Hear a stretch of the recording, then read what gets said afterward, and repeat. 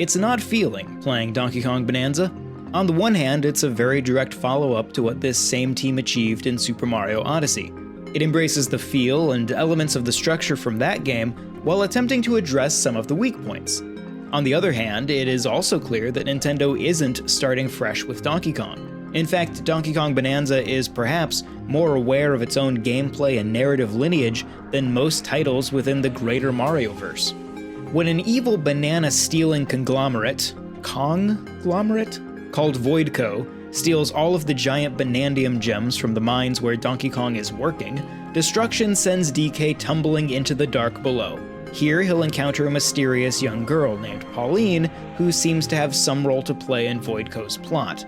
Together they set off to reach the core of the world, where legend tells of a power that can grant their greatest wishes, be it infinite bananas or simply returning home. Donkey Kong Bonanza plays out as a mostly linear series of levels. There is one point at which you'll be able to choose which order in which to play through a couple of areas, but it's an oddly one-off scenario and then it's back to a single course. While each level constitutes a layer of the planet's crust, the scale of each layer varies wildly. Some are small little contained environments, while others contain multiple sub-layers and biomes. This does at times feed into an uneven feeling in the game's pacing. You may spend hours in one layer only to plow through the next one in 10 minutes. It almost felt like the team had a large list of level ideas but was only permitted time to invest fully in half of them. That being said, each layer generally presents its own unique gameplay and hazards. Uniting each layer is DK's ability to punch his way through almost everything. Layers are made up of unique materials that all have specific qualities in terms of how they interact with DK and each other. For example, concrete is particularly difficult to destroy, often requiring some extra force from a more explosive material, while sand and dirt may actually stick to other surfaces, allowing you to create structures with them. There are, of course, a few surfaces that simply can't be destroyed, but most surfaces you'll encounter can be dug through, smashed, or picked up and hurled across the level. DK's moveset in general has a fantastic feeling of momentum to it. He can attack forward, up, or down, in addition to climbing, ripping material out of the ground or wall, jumping, rolling, swimming, and even surfing on chunks of the environment. It's something this team achieved extremely well in Super Mario Odyssey, and they've clearly brought that fluid and chainable movement system to Donkey Kong Bonanza. Adding to DK's moveset are the slowly unlocked Bananza transformations. These are earned from larger layers by helping the various animal elders. Each one has specific traits. For example, the first one, a larger gorilla form, gives DK a super-powered punch that can blast through all but the absolute toughest materials. A little later, you'll get one that will allow you to glide, or one that lets you move faster. These forms have to be charged up by collecting gold, but gold is so plentiful that I generally had a new charge ready well before the prior charge had actually worn out. Exploring layers yields Banandium gems, interchangeably just called bananas. These can be found lying around, earned by helping NPCs, or won in challenge stages. Challenge stages are presented as hidden ruin chambers and constitute both the best and worst of what Donkey Kong Bonanza has to offer. Sometimes you'll enter a ruin and be presented with a fun and original platforming challenge or puzzle to solve. Oftentimes, this will test your mastery of understanding how the different materials within the ground interact with each other. A few even recreate environments from prior Donkey Kong titles, offering some nice 2D nostalgia alongside the challenge. Unfortunately, just as often, you'll simply be asked to fight a few enemies. Enemy variety gets better as the game goes, but at no point is it a strength, so you'll fight the same club-wielding rock monsters a lot. These areas remind me of the shrines in The Legend of Zelda Breath of the Wild and its sequel, Tears of the Kingdom.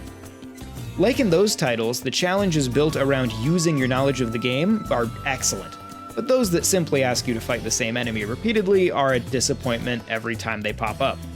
Bananas earned gradually feed into skill points. Skill points are then used to upgrade DK's ability.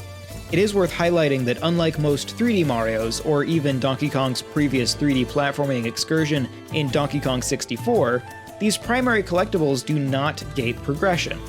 In fact, by the late game, as I had my skill tree largely filled out, my desire to delve into challenge stages to earn extra bananas started to wane, and by the end, I was just knowingly walking past them. To be honest, the skill tree system feels like a justification for having giant bananas to collect, rather than a natural and necessary game mechanic.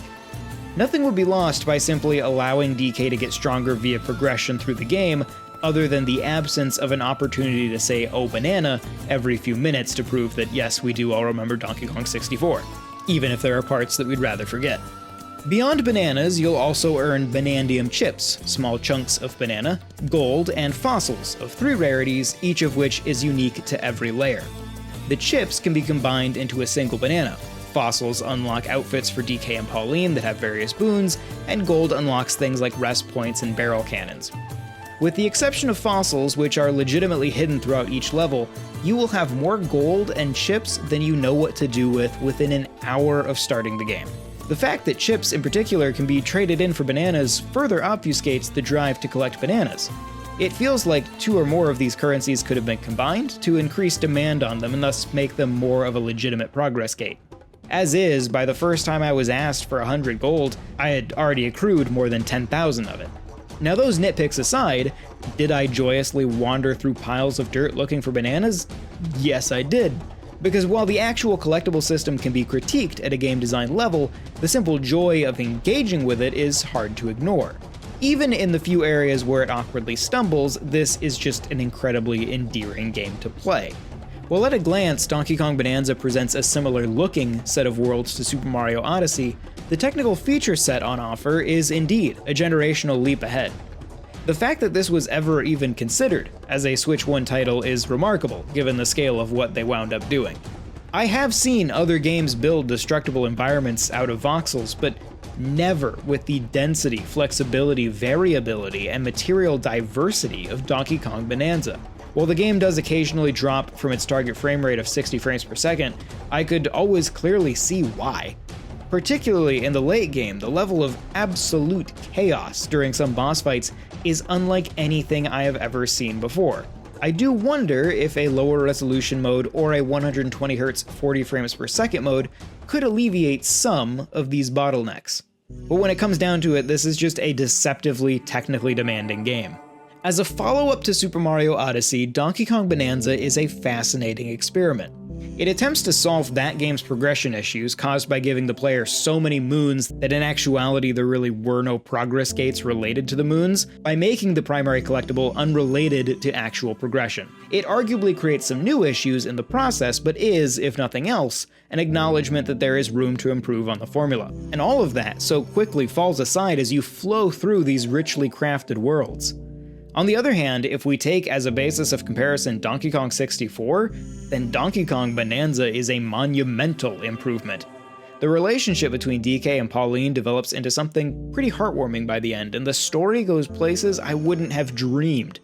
I don't want to spoil anything here, but the phrase "oh hell yes" was shouted multiple times by me during the final hours before rolling credits. Donkey Kong Bonanza tries a lot of new ideas, and the vast majority of them not only work, but revolutionize the underlying idea of a 3D platformer. Now, there are definitely problems along the way, and this is a long way from perfect, but I can't argue with how much pure fun there is to be had in playing Donkey Kong Bonanza. This video was made possible by our generous supporters on Patreon. Check out patreon.com/NWR for all the details.